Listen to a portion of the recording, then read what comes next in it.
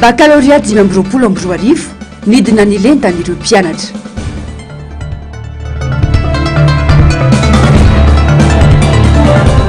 Raha fanapoizina nara-tsakafo teny Ambohimalaza nampidirina amponjavonjy-maika eny Antamora ny Topety sy ny Rena. Olana maro lafy eto Madagasikara, ny kolokolo no fototry ny krizy ho ny filoravana marika. Alakamisy iraika amby 30 Jolay 2020 manatitra ny araba tombokilasy tongovavy tonga soa indrainao tanatin'izao fotoana ny fampahalalam-baovao izao.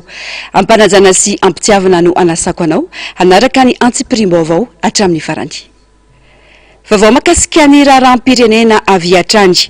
Enatra ho an'ny Madagasikara eo amin'ny sehatra iraisam-pirenena ny raharaha Boeing 37 nomena larana malagasy kanefa ny Iran ho ny faneho-kevitra ny filoha teo aloha raha valomanana marika androany nambarany fa mety hitatra Madagasikara ireo sazy iraisam-pirenena araka izao taty-baovao ny Germain Mezanary sy Mathieu Prince izao. Taratry ny fanampotehana ny zotra sy ny fiarovana anabakabaka malagasy ny raharaha Boeing 777 ny taona 2024 nanana fiaramanidina sy zotra iraisam-pirenena i Madagasikara. Ankehitriny kosa tsy vitany hoe very izany fa mbola tafiditra amin'ny raharaha iraisam-pirenena mampiayay isika hoy ny filoha valomanana marika. Raha momba le Boeing andresanareo efa nilaza aho avy any Afrika Atsimo hoe eny ambony roplanina dia matsiaro firy ny roplantsika taloha firy ny filohantsika ary firy amin'izao fotoana izao. Tamin'izany any efa nalaza fa tsy vitan'olona anankiray napiditra sy nanao falsification sy nanova ny taratasy niny fa nisy baikonidiny iny matoa vita nizy anizy niteny an'izany ary niny iny no resahana tsy moramora mampadala ny roplanina 10 be zao le Boeing 777 zay ny anaran'ireny zay natao ny nampidirana azy any ary ny zava-doza dia zao ny crédibilité na ny masitsika na ny endriky Madagasikara eo anivon'izao tontolo izao tena fa baraka tsy voavidy zany. Tsy kisendrasendra na zava-miafina amin'ireo manampahefana ambony eto an-toerana ny fisian'ireo fiaramanidina ireo ho hiatrany ny filoha valomanana. Diso zany matao manizy kitika zany samy tena diso zany nafantatry ny dolo roplanina be fa manidina ty amin'ny ana tsy fantatry ny olona tafiditra dolo io fa fomba fanadiovana fotsiny zany fa tsisy zany.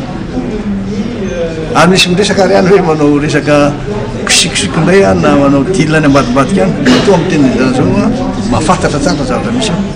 Antony iray mbola tsy hahafantarana ny fepetra ho raisin'ireo firenena voakasika toa ny Etats-Unis ny fanaovan'ny fanjakana Amerikanina fanadiadiana amin'izao fotoana izao ho hiatrany ny filoha valomanana.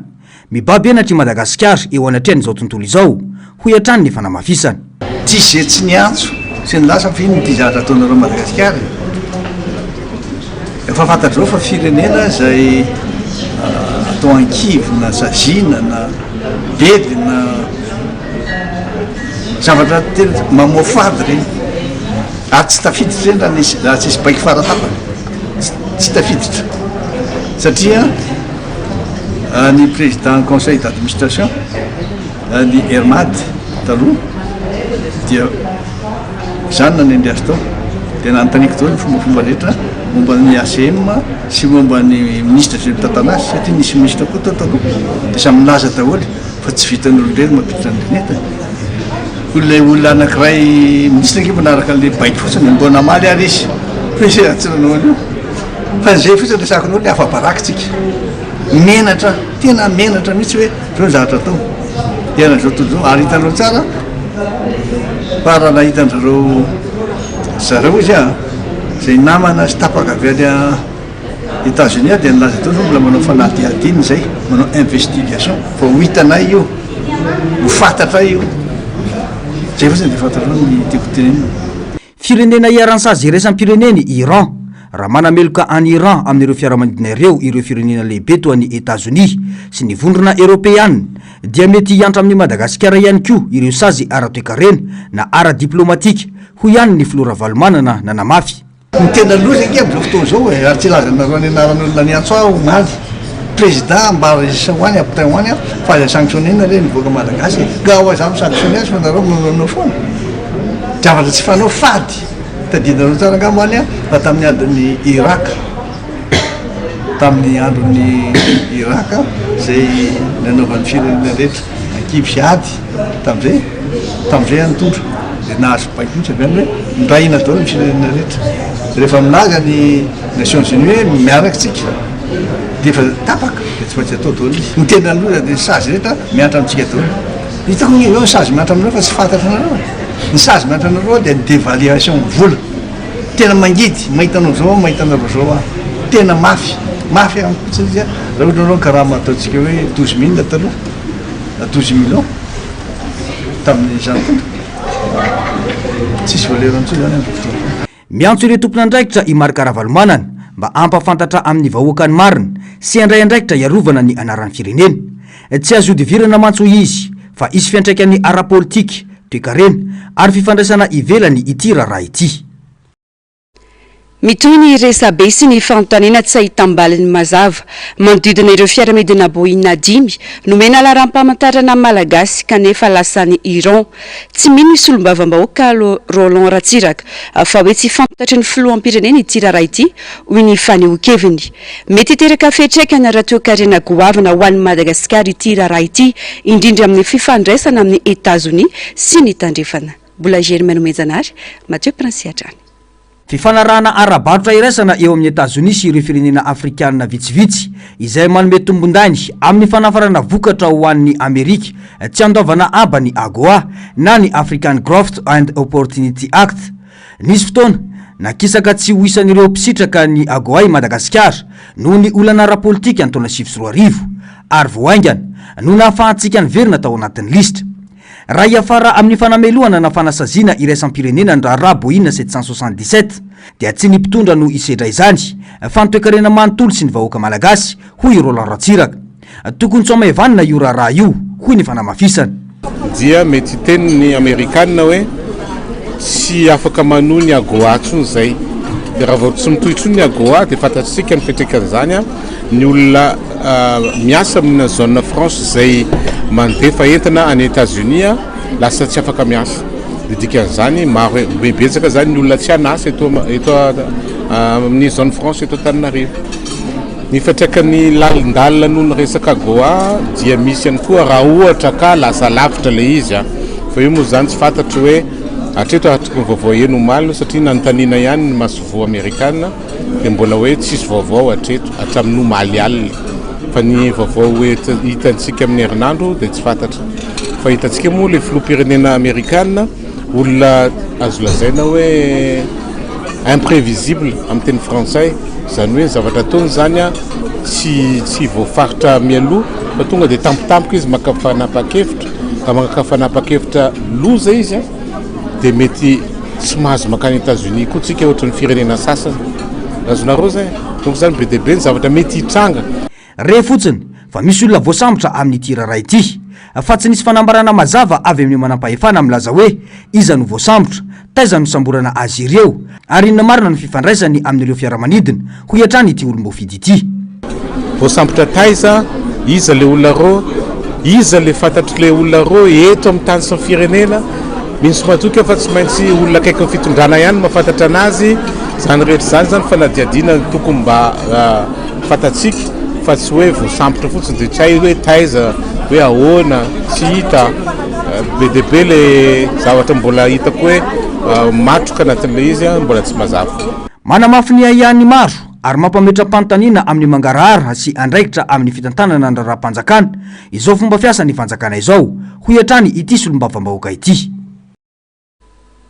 Ny kolokolo no isan'ny fototra ireo olona maro lafy eto amin'ny firenena hoy ny filoha Ravalomanana Marc androany malona ny fantrana lalina ny tsy fampiniasa ny fampotehana ireo fototra afitrasa hatramin'ny tsy fandriampahalemana sy ny olana ara-diplomasia raha tsy resena ny kolikoly dia himotra hatrany Madagasikara hoy ity filoha teo aloha ity hoarantsika ny fanadiadiana makasika izay.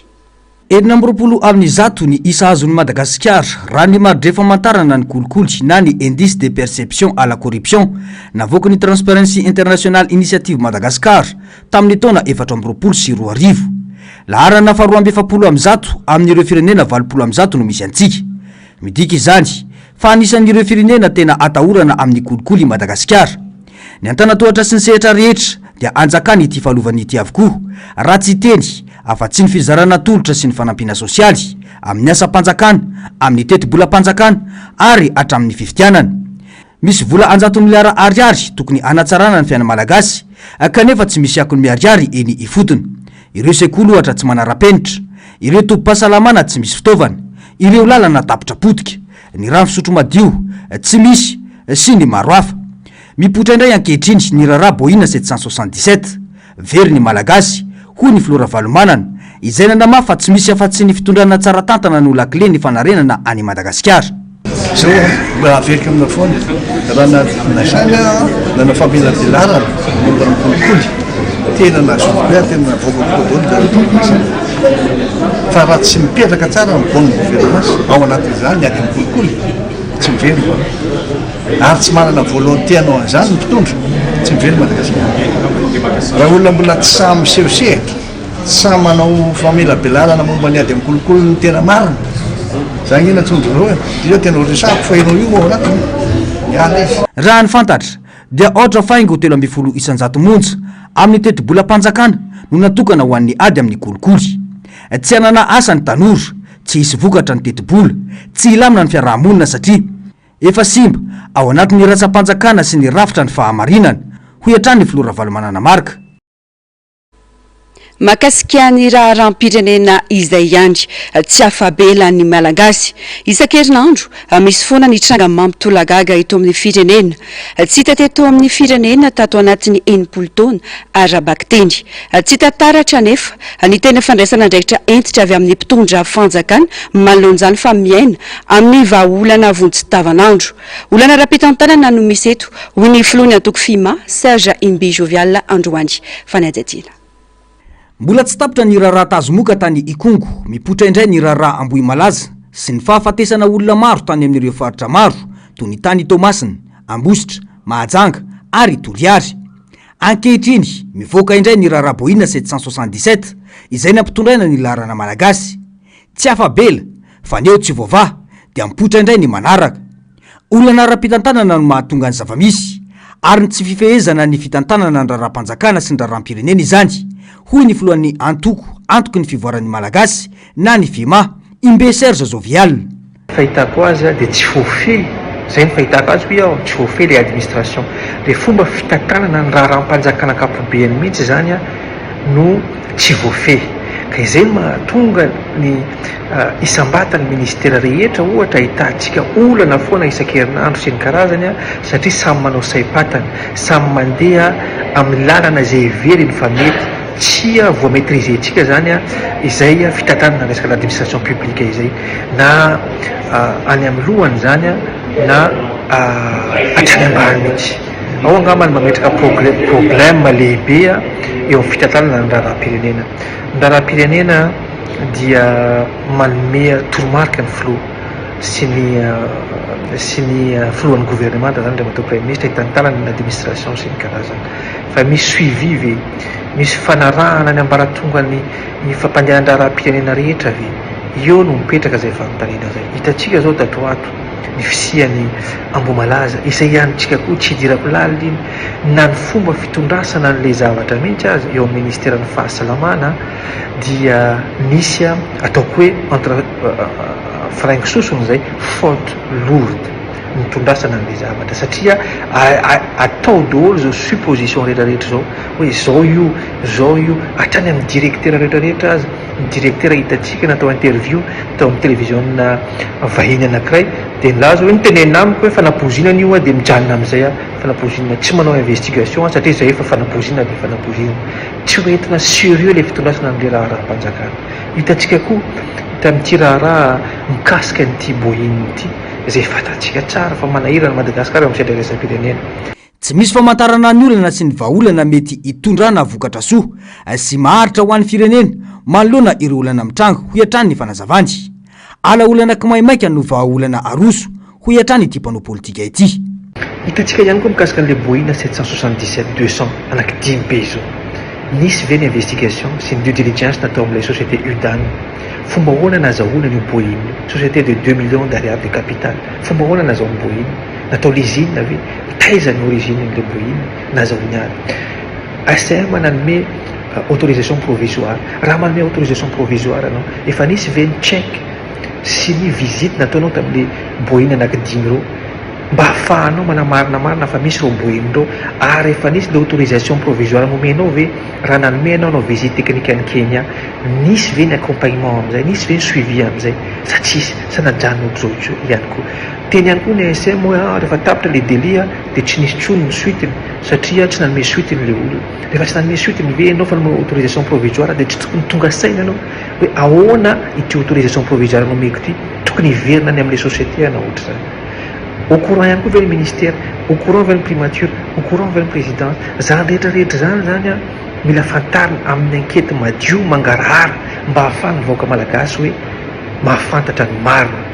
Tsy misy afa-tsy ny fametrahana politika mazava mifanaraka amin'ny vanim-potoana ary fametrahana vahaolana maharitra no ahafahana mitondra firenena any amin'ny fampandrosoana ho iatrany Imbe Serge Zovial. Miariary ny fikorontanana ny fiarahamonina malagasy ao anaty tokantrano eny anivon'ny tanàna sy ny vondry mpiarahamonina mihamafy ny lolony sy ny fianjanana olana ra-pivelomana tsy fampinasa fidangany vidim-piainana zava-dehibe isan'ny mahatonga izao fikorontanana izao ny tsy fihainoan'ny mpitondra fanjakana ny feon'ny vahoaka hoy ny fanehoan-kevitra samihafa araka ity fanadihadiana manaraka ity. Anisan'ny loharanom-pikorotanana lehibe eto amin'ny firenena ankehitriny ny tsy fihainoan'ny mpitondra fanjakana ny feon'ny vahoaka matetika mifototra amin'ny paikady ara-politika sy tombontsoa manokana ny fanapahan-kevitra fa tsy amin'ny vahaolana maharitra mifanaraka amin'ny tena filana sy ny fitarainana andavanandro. Vokatry ny fienjanana ara-sosialy mitatra isa-tokantrano sy ny fiarahamonina ny rondrony miseho amin'ny endrika herisetra fifanolanana eny anivon'ny fiarahamonina ny tsy fifanajana ary ny tsy fanajana intsony ny rafitra sy ny fitsim-piarahamonina hoy ny Général Ramakavelo Désiré. Mataony misy ny lonilony nataoko eo amin'ny olon-droa fotsiny ary mifankaty na ao tokantrano ao amin'ny ankohonana na eo amin'ny fiarahamonina na eto amin'ny firenena dia tsotra ny valiny matoa misy zany dia tsisy sofina miaina fa rehefa mahay mifampiaino ny olona dia mahay mifandamina ary rehefa misy ny filaminana misy ny fivoarana sy fahatsara-piaina zay fotony iny tsisy sofina miaino tsony any eto dia lasa mifanilika andraikitra dia lasa mifanaratsy dia lasa mifanenjika dia lasa mifamono dia lasa mifamisavy sy ny sisa sofina fotsiny io resaka sofina miaina zay le izy ary zay ny mahatonga ny hoe matoa ny vava natao anankiray fa ny sofina anankiroa nanaovan'Andriamanitra azy dia hoe mila miaino bebe kokoa ianao no miresaka zay le izy. Mihamalemy ny fampitokisana eo amin'ny vahoaka sy ny mpitondra manjavona tanteraka ny fampiresahana laliny mazava sy aradrariny hoy ny fanazavana raha tiana ny ahita fiatsarana maharitra dia ilaina ny manangana sehatra mivantana sy mangarahara ahafahany vahoaka maneho ny heviny ary tena eno'ny mpitondra amin'ny fomisokatra. Ilaina koa ny fanarenana ara-moraly sy ara-pedagozika eny anivon'ny tokantrano sy ny sekoly amerenana indray ny asin'ny fifanajana sy ny firaisan-kina ho iatrany ny fanehoan-kevitra. Miteraka ayay lalina sy fanontaniana mavesatra eo amin'ny sehatra politika sy iraisam-pirenena ny raharaha fiaramanidina boina triseta ny fanjakana iraniana na mitondra laranaram-piaramanidina malagasy mampitombo izay ayay izay ny filazan'ireo tompony andraikitra ambony eto amin'ny firenena fa tsy mahafantatra ny momba izany izy ireo. Araha itsika ny fanehoan-kevitra ny filoany antoko malagasy miaramainga sy ny filo nasional ny antoko HVM amin'ny fandraisam-peon'ny Germaine Mejanary sary sy rindran-tsary Mathieu Princy. Tsy azo heverina ho tsy mahalala ny mpitondra ambony amin'izao toe-javatra lehibe sy ahina hitarika olana iraisam-pirenena izao.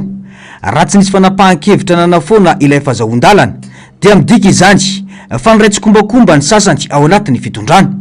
Voatohitohina tanteraka ny fahamarinantoenana ara-diplomatika any Madagasikara amin'ireo firenena mpiara-miombonantoka hoy ny fanehoan-kevitry ny filohan'ny antoko malagasy miara-miainga.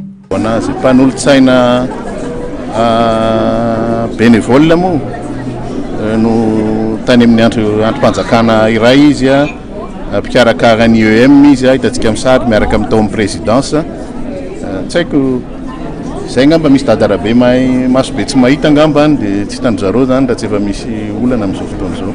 Raha marina fa tsy nahalala ity raharaha ity ireo mpitondra ambony dia midika fa fanjakana baranainy no misy eto hoy kosa ny filoha nasionaly ny antoko HVM Rakoto Vaorivo mahamenatra raha olona ambony ao amin'ny fanjakana no samy teny sy manamaivana amin'ny vahoaka momba ny raharagoavana toy izao hoy ny fanamafisana. Lay fitonam-panjakana mihitsy zany ny rodana mianjera rehefa miteny an'ireny ny premier ministre lehibe ny gouvernementa dia to raisina mihitsy zany hoe tany tsisy fanjakana ntsony zany eto a fa samy nanao zay tiany ataony nefa voalaza teo fa sarotra be ny ino an'izany sarotra be zany zay hoe manao fanadihadiana sinsisa zatra tsy taoko zay tena hoe zavatra tokony andeha zany fa atraiza le izy a ary mafisina tena mafisina mihitsy ty amin'ny fanoerana ny hoe zao ve mahazo ny firenentsika itsika zao anatin'ny tena hoe mangataka amin'ny farafarasiny amin'ny amerikanina amin'ny resaka goa satria fantatritsika fiatraikany zany eto amin'ny firenentsika manampitrotraka zao fantrano zao ka raha mbola ifanojo amin'izany any tsika no ny adalan'ny mpitondra dia hoaizan'ny firenena malagasy.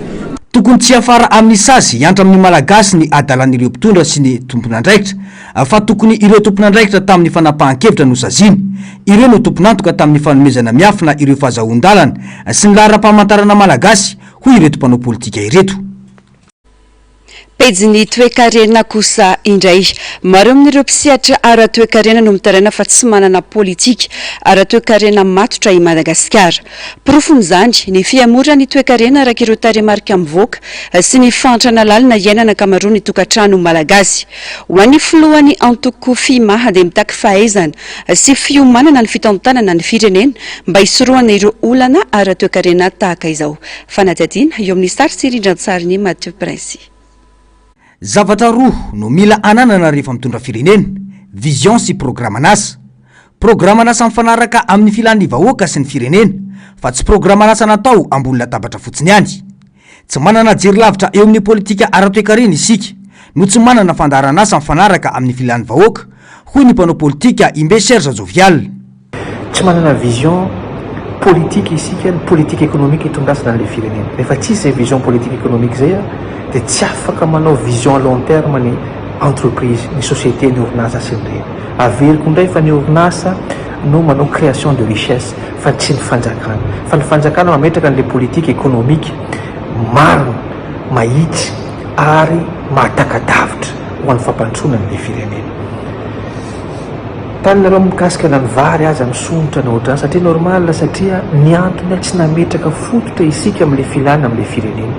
Faly fotsiny manafatra ny importation balance commerciale atsika déficitaire hitatsika ny impact nany amin'ny devise avec balance commerciale mi-importer tsika beaucoup no mi-exporter en plus ny secteur primaire secteur secondaire ny abandonné fa manao lalaka tenin'ny tanora hoe lalaka hitako so fotsiny manisy tanimbaro tsampy ny vary dia aleo nafatra vary tsampy izao dia aleo nafatra zao au lieu ny mametraka le finiavana hoe aleo anao production interne amin'ny secteur primaire secteur secondaire.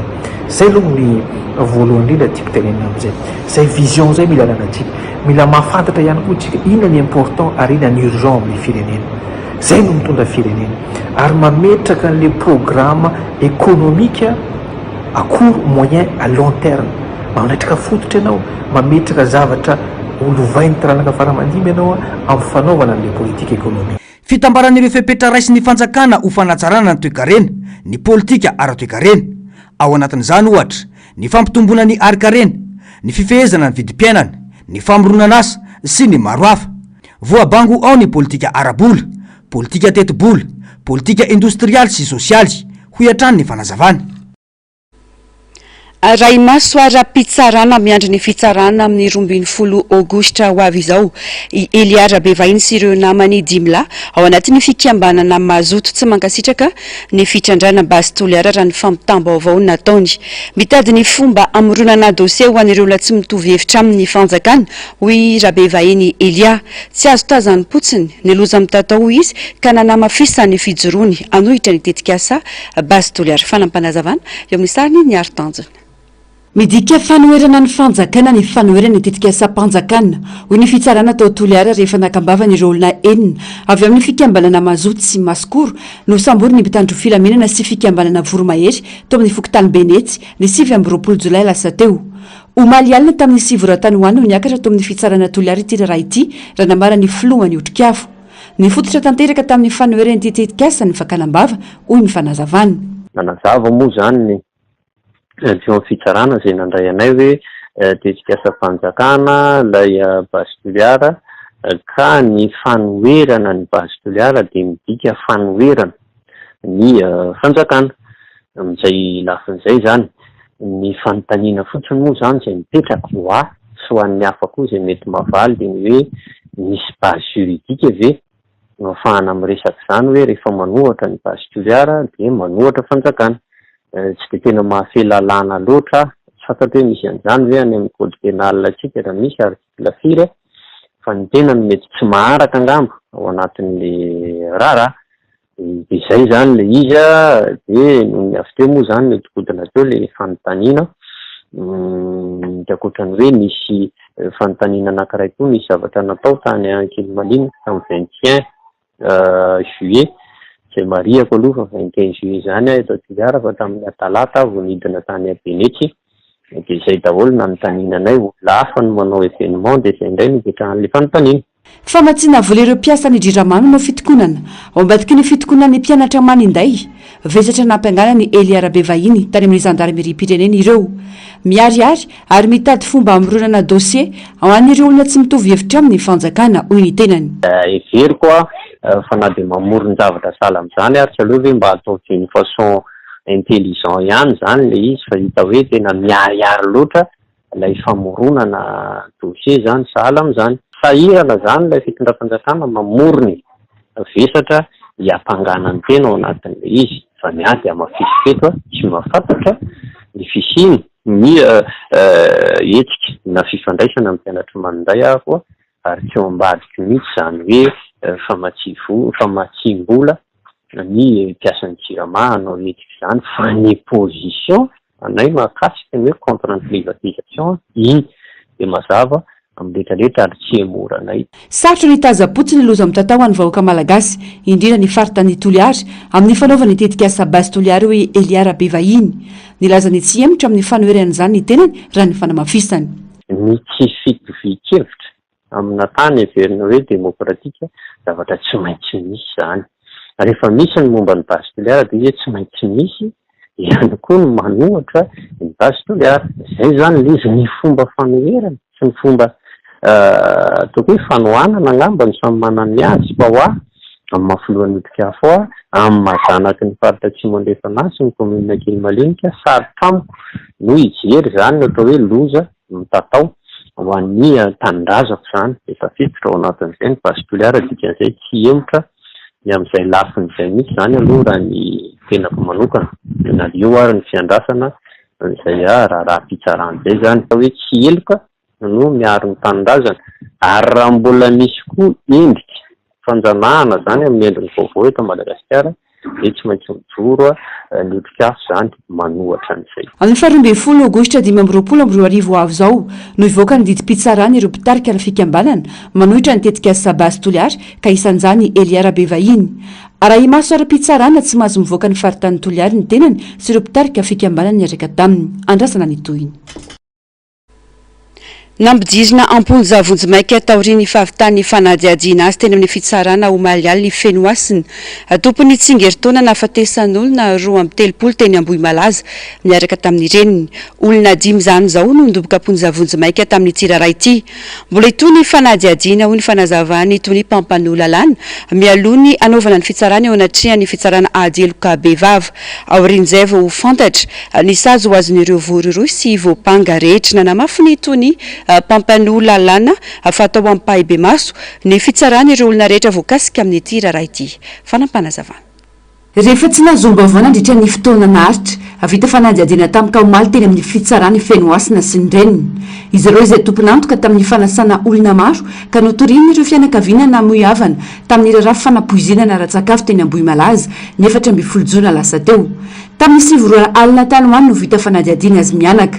Raha ny fanapa-kevitry ny mpitsara mpanao famitorana raha imaso ara-pitsarana na sous-surveillance judiciaire Fenoasina fa ilay reniny no midoboka vonjimaika eny Aponja na sous mandat de dépôt. nanao opposition nefa ny fampanoavana ka namoaka fanapakevitra ny ampiditra vonjimaiky amponja ny fenoasina ihany koa ny chambre de détention. Rehefa nijery ny vesatra ny mpitsara-panao famitorana dia namoaka ny fanapana-kevitra ampiditra amponja vonjimaiky ilay reniny ilay tompopety. Ity farany kosa izany hoe ilay tompopety dia napetraka eo ambany fanaraha-maso ny fitsarana. Mariana moa fa mahaleo tena ny mpitsara-panao famitorana amin'ny fanapahan-kevitra izay raisiny ary tsy voatery hitovy hevitra ihany koa ny mpitsara-panao famitorana sy ny aty anivon'ny fampanoavana. Noho izany dia nanao fanohanana na opposition ny fanapahan-kevitra ametraka ny tompopety eo ambany fanaraha-maso ny fitsarana io izay ety amin'ny fampanoavana.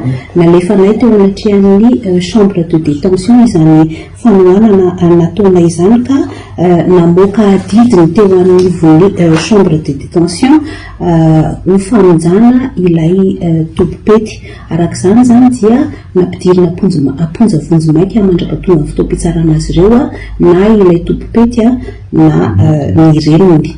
Mbola itony fanadiadiana ka orin'izay vao fantatra ny sazo azon'ireo voaroiroy sy voapanga.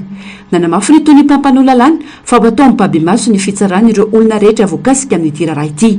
Ny famitorana dia mbola mitoy mbola mandalina ny rarany ety anivon'ny fitsarana ka rehefa feno sy vita ny izany famitorana izany dia ho atolotra ho tsaraina anatrehan'ny fitsarana ateloka be vava ireo voapanga sy voaroiroy rehetra ao anatin'ity raharaha ity ary marianay hatrany fa izany fitsarana izany dia apabe maso zany hoe azon'ny rehetra ao atrehana.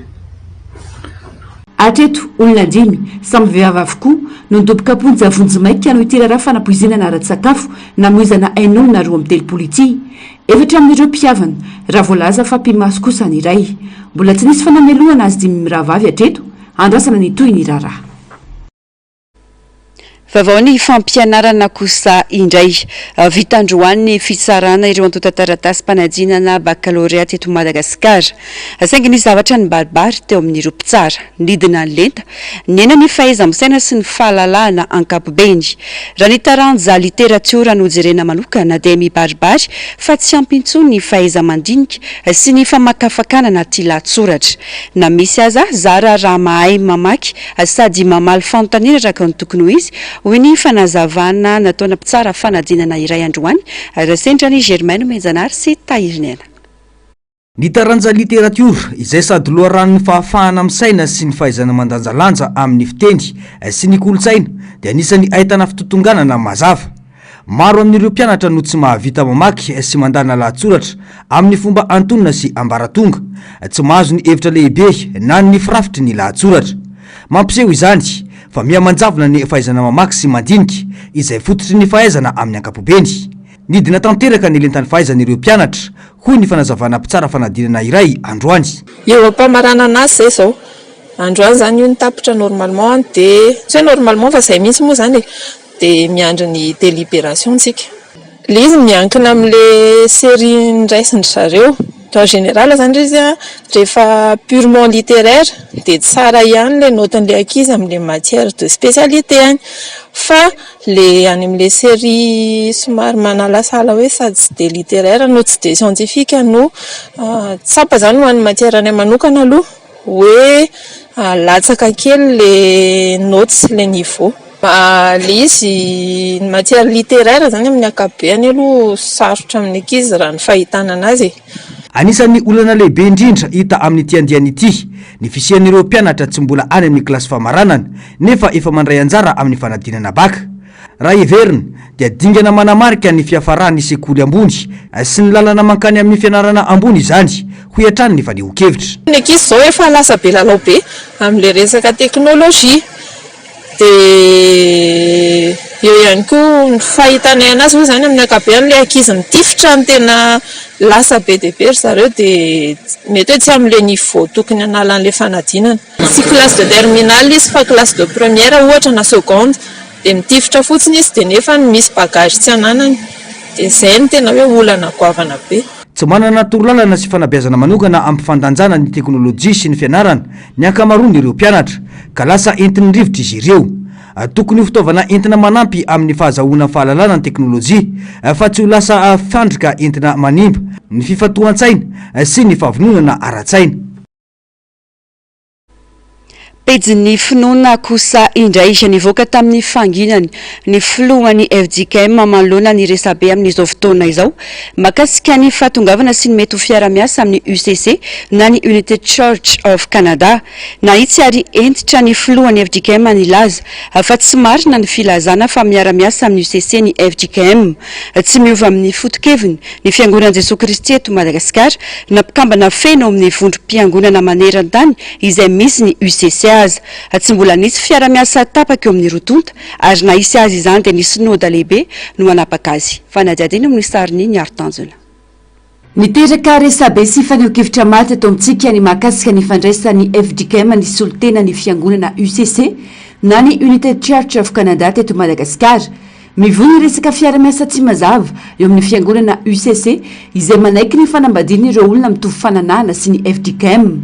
Fianam-piralahina tahaka ny fandraisana vahintsotra sy ny famanginana natao ho ny filohan'ny FJKM indrindra amin'ny mampikambana ny rotonta ao anatin'ny COE na ny Conseil économique des églises. Misy fanarina ny handeha hamangy ny fiangonana malagasy any Canada dia rehefa tonga ny koa mety mifandray amin'ireo sangy no ny fitondran'Andriamanitra moa zany dia tsy nahazo fizaso matsara zay dia tsy lasa tany ary rehefa tsy lasa tany zay dia zareo no nilaza fa aniraka délégation mba hitsidika aty amin'ny FJKM.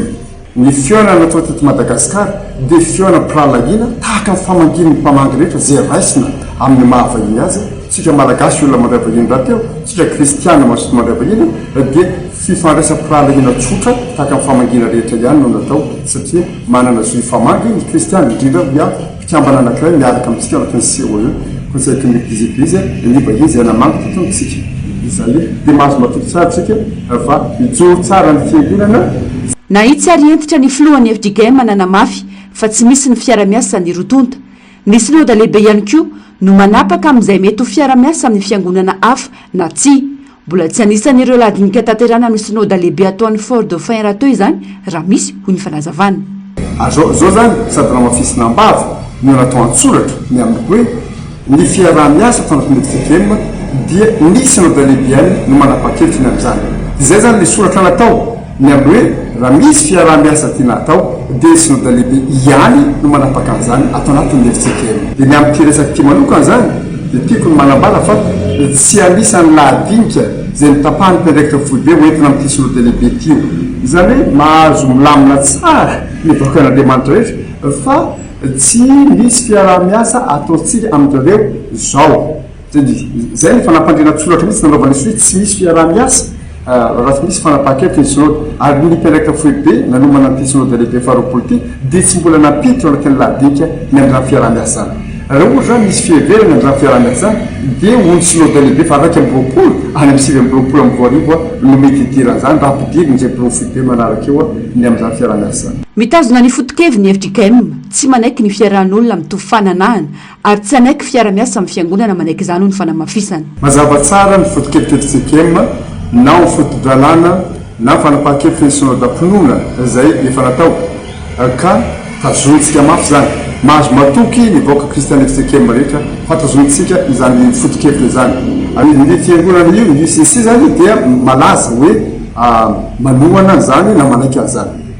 Dia ny FJKM zany ao anatin'ny fotokevitra dia mitana ny fotokevitra hoe tsika fotodalana FJKM raha zany tsy ekeny ny fiangonana ho fanambadiana ny fanambadiana lasa milana vavy sy vavy-ndrena mitovy fotokevitra. Ny FJKM na dia mitana mafy ny fotokevitra aza tena mijoran'izany tsy amin'ny FJKM tsika dia tsy miala nivoaka avy tao amin'ny COE na nivoaka niala tao amin'ny CWM na nivoaka niala tamin'ny SEVA fa mijanona tao izany fimbonam-be zany ihany.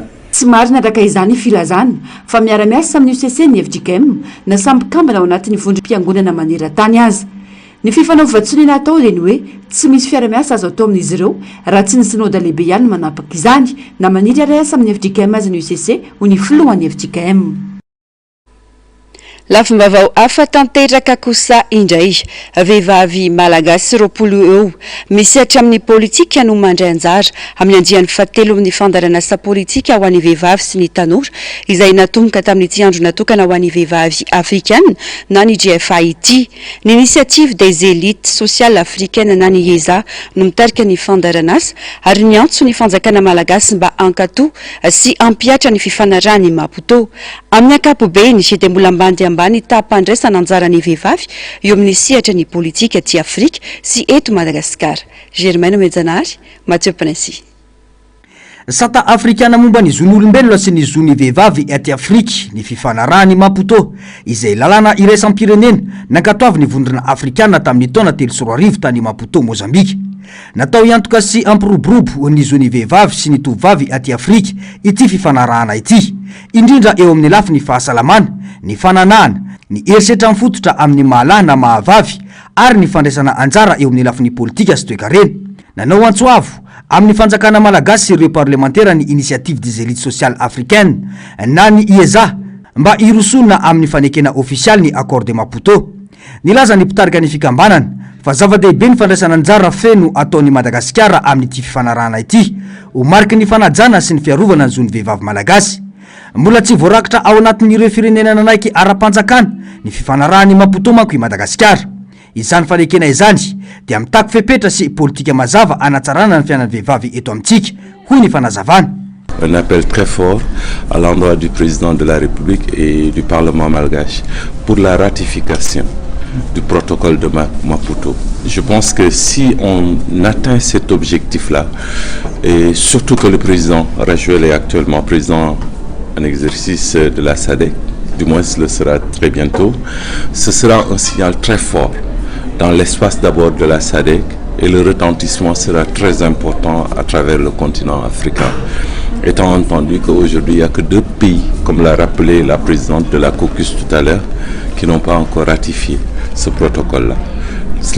La ratification de ce protocole, par exemple, aux encablures de cette journée internationale de la GIFA et de la femme africaine, et à quelques jours de sa posture de président en exercice de la SADC, je pense que si on atteignait cet objectif-là pour Madagascar, ce serait un symbolique important au niveau continental et voire même mondial. Natomboka tamin'ity andro ny vehivavy afrikana ity ihany koa ny andiany fahatelo amin'ny fandaharana asa politika ho an'ny vehivavy sy ny tanora. Aharitra hatramin'ny volana marsa 2024 izany ka vehivavy malagasy 20 eo avy eo amin'ireo antoko politika eto antoerana sy fikambanana tsy miankina no andray anjara amin'izany. Nisy ihany koa ny adievitra sy ny tafa niarahana tamin'ireo vehivavy solotena avy amin'ireo sehatra isan-karazany, mpanao politika, mpandrarah, mpampianatra ary ireo firaisamonim-pirenena izay nizarany traikefany sy ny vato misakana mbola atrehan'ny vehivavy malagasy ankehitriny. La stratégie fondamentale par rapport à l'organisation de cette journée, c'est vraiment de faire l'apologie, vous me permettrez l'expression, pour rehausser la position des femmes au niveau des instances de décision au niveau de Madagascar. Ça c'est un point. Rawani Afrique dia 20 isanjato ny fandraisana anjarany vehivavy eo amin'ny sehatra politika tamin'ny taona 2024. Ny tombo 20 isanjato izany tamin'ny taona 2024. Mitombo tsikelikely ihany koa ny fandraisana anjarany vehivavy malagasy andraikitra eo amin'ny resaka politika. Saingy mbola betsaka ireo ezaka tokony atao na dia efa misy aza ny lalàna 2024 tsipika aotra-telo mametra fa tokony ho 30 isanjaton'ireo toerana fandraisana fanapahan-kevitra na miankina na tsy miankina amin'ny fanjakana dia tokony ho an'ny vehivavy no andray azy. Ny an'ny Rwanda izao dia 40 isanjatony eo anivony parlementaire dia vehivavy avokoa ka sokajiana ho isan'ny matanjaka indrindra ny fampandraisana andraiky ny vehivavy maneran-tany ao antoerana. Ary raha toka i Nigeria dia 4 isanjato monja ny vehivavy eo anivony parlementaire. Ho antsika eto Madagasikara indray dia 70 amin'ireo solombavambahoaka 70 no vehivavy ary raha tamin'ny fifidianana kominaly dia 4 isanjato monja tamin'ireo kandida miisa 720 sy 305 no vehivavy. Iray amin'ireo fitaovana azahoana manova izany zava-misy izany ny fifanarahany Maputo hoy ny fanamafisana. pejiny fanatanjahantena eo mpanomanana ny FIBA Afrobasket 2024 ny ekipa malagasy ankoay amin'izao fotoana izao. Nandritra ny lalao ara-piralaina tao tany Espagne dia nandresy ny ekipa voafantina avy ao amin'ny Valencia ekipan'ny Espagne ny ankoay tamin'ny isa 3-0 no 7-70 varatsika ny fanadadiana mirakitra izay. André Anjar amin'ny andiany fa raika amin'ny telopolo amin'ny Afrobasket 2024 fifanana maneran-tany aty Afrika amin'ny taranja basketball ho an'ny lehilahy ny ekipam-pirenena malagasy ny ankoay. Ho tanterahana any Angola ity fifananana ity mandritra ny 12 ka hatramin'ny 14 aogositra 2024 izao. Anatin'ny fiomanana ho amin'izany ny ankoay. Omaly nandritra ny lalao ara-piralaina niaraka tamin'ny ekipa Valencia Espagne dia nandrombaka fandresina ny ekipam-pirenena malagasy tamin'ny isa 3-0 raha 7-70 kosa no azin'ny ekipa Espagnol. No tanterahana tao amin'ny Algeria del Basket amin'ny Valencia Basket Club ity lalao ity. Natao tany Chine ny 13 hatramin'ny 17 jolay lasa teo ny fifananana iraisam-pirenena antsoina hoe Sharblade 2024 izay karakarain'ny polisy eo anivon'ny tafibahoakan'ny Chine. Ekipa 10 mahery avy amina firenena 20 nandray anjara ka ny ekipan'ny Sniper no nisolitena ho an'i Madagasikara araka ity fanadadiana ity. Nandray anjara tamin'ny fifananana no karakarain'ny polisy eo anivon'ny tafibahoakan'ny Chine ireo mpitifitra malaza malagasy antsoina hoe Sniper. Ny gendarmerie am-pirenena no nandefa ity ekipa Madagasikara ahafahan'izy ireo maneho ny fahaizana sy misilotena ny firenena. Ny Sharblade 2024 dia fifananana iraisam-pirenena ho an'ireo mpitifitra manam-pahaizana manokana izay natao tany Urumqi faritra Xinjiang tany Chine ny 13 ka hatramin'ny 17 jolay lasa teo. Ekipa mpitifitra manam-pahaizana manokana mihoatra ny 10 avy amin'ny firenena mihoatra ny 20 no nandray anjara tamin'ny hetsika. Ny tanjon'ny fifananana dia ny fampiroboroboana ny fiara-miasa ara-miaramila iraisam-pirenena, ny fampandrosoana ny fahaiza-manao amin'ny ady ary ny fanamafisana ny fifanakalozana eo amin'ny hery miaramila, ny polisy ary ny gendarmerie avy amin'ny firenena isan-karazany. Nisy fizarana 12 ny fifananana ary ny fandray tamin'ireo sokady efatra lehibe dia ny famendrena fototra, ny toe-javatra mahazatra, ny ady ary ny fanambilavitrezaka. Fananganana ny ambony indrindra amin'ny hetsika manokana sy fampirobona ny fiara-miasa sy ny fifanakalozana azo tanterahana no loha hevitry ny fifananana.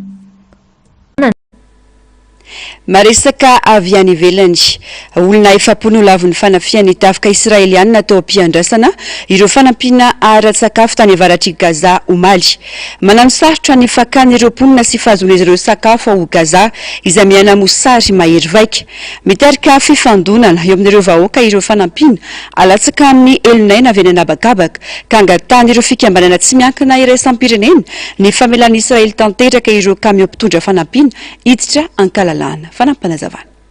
Olona 70 farafahakeliny no maty nitifitra nataon'ny tafika israeliana omaly alarobia.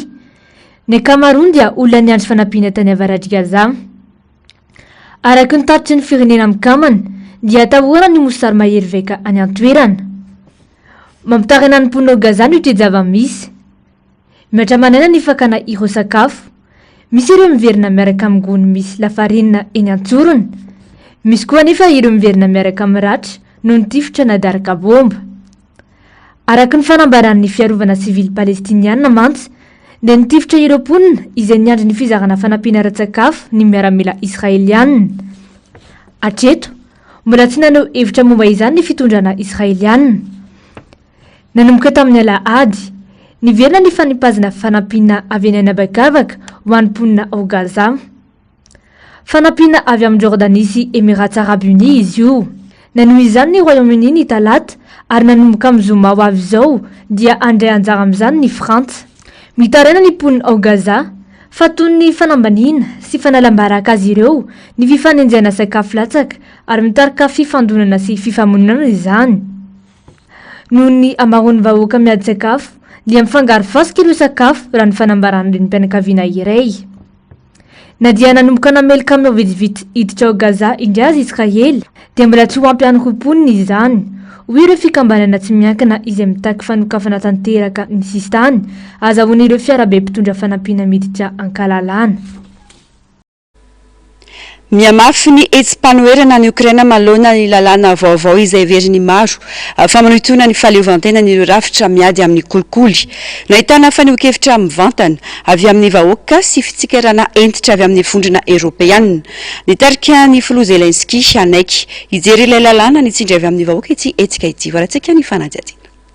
Nanao fihetsiketsehana an-dalabe ireo Ukrainiana manohitra ny lalàna navoakan'ny filoha Volodymyr Zelensky tamin'ny 12 Jolay lasa teo.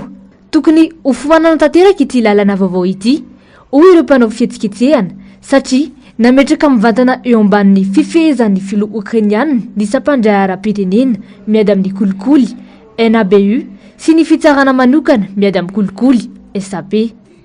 Anohintona ny fahaleovantena n'ireo rafitra miady amin'ny kolikoly izany fanapahan-kevitra izany, hoy ireo mpanao fihetsiketsehana. Niezaka hiaro ilay lalàna ny filoha Zelensky tamin'ny voalohany ka nilaza fa tsy naomby ireo andriam-panjakana voakasika ary mety ho voasaringitra amin'ny rarahan'ny Rosianina. Fotoana maromaro izao no nanao etsika nanoerana ity lalàna vaovao ity ireo vahoaka ary zava-dehibe ho azy ireo ny fanohizana ny tolona mandra-pahafoanana tanteraka ilay lalàna. Raha tsy izany manko dia manay izy ireo fa mety hiverina amin'ny fanao ratsy taloha i Ukraina. Misy ihany koa ny ayay fa raha tsy voaary ny fahaleovantenan'ireo rafitra miady amin'ny kolikoly ireo dia mety hiena ny fanohanana arabola sy arapolitika amin'ny mpiara-miombinantoka iraisam-pirenena. Anisan'izany ny vondrona Europeanina. Ny lalao hafakely sy mandratra azona fiara na moto ridikon'olombelona lafo indrindra mandeha an-tany. Lehilahy iray tratra ny solon-toerana ny sakaizany tamin'ny fanadinana baccalauréat tany Senegaly ary ny famoronana masoandro artifisialy tany Chine. Tranga hafakely entiny saranjara tiana amintsika ireo atao anatin'ity fanadihadiana manaraka-ty. Varatsika avetrany ary ny makasika izay. Tetikasa lehibe iray any Chine ny famoronana masoandro artifisialy.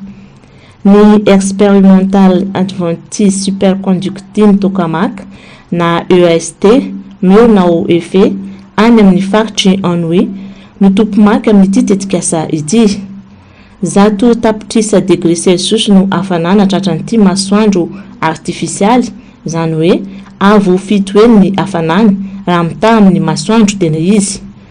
Mamaim-poana ny entona carbone na CO2 antenaina fa hosolo ny angovo fandrehatra sy angovo mahazatra amin'ny ho avy izany. Tamin'ny taona 2024 ka hatramin'ny 2024 ity tetikasa EAST ity dia nitazona plasma nandritra ny arivo segondra mahery izay nahazony Chine fandresena eran-tany. Marihana fa voafehy tsara ao anatin'ny champ magnétique ny plasma hafanambe izay ananan'ity masoandro artifisialy ity ka tsy mivoaka mandoro ny ivelany. Noho izany, na dia mamoaka angovo betsaka aza izy, dia tsy dia misy hafanana mivoaka loatra avy ao aminy. Tanjony fikarohana ny famokarana angovo tsy mety lany sy madio, tsy mitera-doza ho an'ny tontolo iainana. Miara-miasa amin'ny International Thermonucléaire Experimental Reactor na ny ITER any France, ny EAST amin'ity tetikasa iraisam-pirenena. Lehilahy iray no tratra naka endrika vehivavy nandritra ny fanadinana baccalauréat tany Senegal. Nisy olo-toerana ny olon-tiany ity lehilahy tamin'ny fanadinana. Raha ny voalaza ny lohanom-bavao dia nampangay ny tatinono na koa hoe soutien-gorge nanaovany ity lehilahy ity izay nisy rovitra ka tsikaritra ny mpiambina ny tratrany. Ity no dikon'olombelona fossile lehibe indrindra hita hatramin'izay ary nomeny ireo mpikaroka tombam-bidy $7,300. Velona tamin'ny taona 1900 ny tompony izay vikinina Irene Rage. Lloyd Banco Coprolite no anarana ara-tsiansa n'ilay fossily. Midika hoe coprolite ny dikin'ny vongana, izany hoe nangatsiaka ka nivadika vato. 20 cm ny lavany na 8 pouces ary 5 cm ny sakany na 2 pouces ary tany New York faritra avaratra ndrefa ny Angleterre no nahitana azy tamin'ny taona 2017. Hitan'ireo mpiasa nanamboatra trano fivarotana boangy ny Light ilay izy. Tamin'ny izany fotoana izany dia nofehezin'ireo vikinina io faritra io ka inona fa any vikinina iray marary ilay fosily. Noheverina ho manan-tantara sy tena sarobidy ity diky ny vongana ity satria manome porofo ny fiainan'ny olona fahiny sy ny toe-pahasalamany. Tsara ho fantatra raha ny fijeren'ny patience ny diky dia sady loharano fahalalana ara-pahasalamana no ara-tsosialy ka nahatonga azy ho tena sarobidy sy voatahiry hatramin'izao. Miakatra amin'ny vy maranidranitra ireo mpifaninana ka izay tafakatra voalohany ao anatin'ny segondra vitsy ka mahazo ilay saina no mibatany amboara dia moto na fiara arakaraka ny fahakingiana tamin'ny fiakarana. Vokany maro no maratra sy potipotika vokatra izany saingy mibatany amboara. Kilalao efa tsy dia mahataitra ny maro saingy mety amonoana tena raha ny eto amintsika. Engin Gru no mampiakatra sy mampidina ireo loka ireo. Dia izay ihany koa tombokilasy tongovavy no manakatona ny fampahalalam-baovao tamin'ity anio ity. Ankasitrahana fenanao nanaraka izany hatramin'ny farany. Ny tenako mametraka ny veloma mandrapitafa ho amin'ny rampitso indray. Veloma tompoko.